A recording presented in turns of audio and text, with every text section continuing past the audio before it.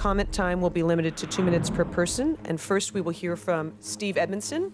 Thank you, Commissioners. My name is Steve Edmiston here for the Briefing Project.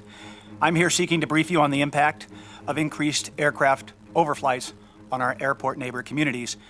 As we approach the end of my briefing, yes, approach, I want to address some key myths that have been historically deployed to justify the concentrated burden of increased flights, noise, and emissions over the airport communities.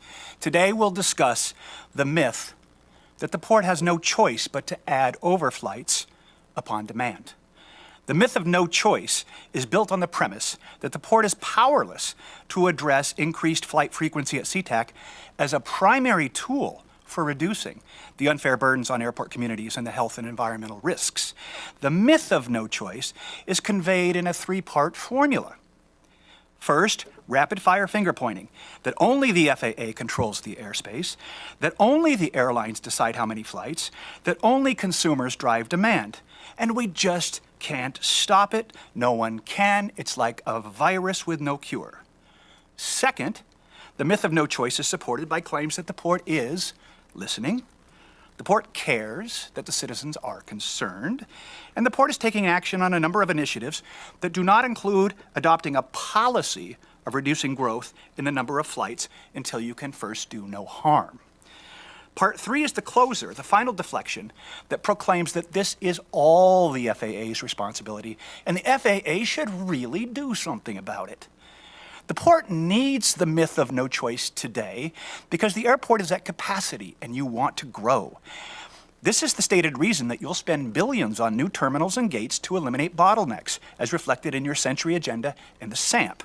But the full truth is that no one can make you create more infrastructure to increase the capacity for overflights.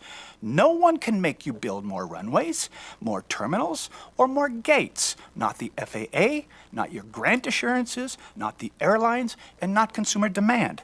The port is right now in a very special window where you are in complete 100% control over whether to build out for 80,000 more overflights beyond the 97,000 you just added in the last 4 years. Right now, your toolkit to first do no harm is as robust as it will ever be. I told you in my third segment, like wizards at Hogwarts, you have an annual $670 million wand to protect our communities.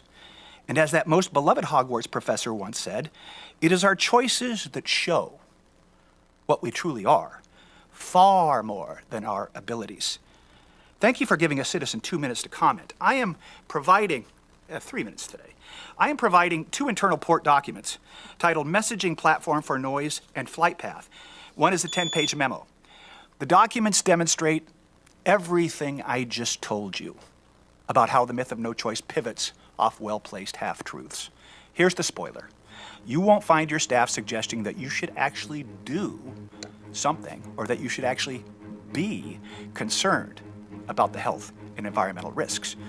You are simply being instructed to show that you hear us, but that you have no choice. Thank you. Thank you, Steve.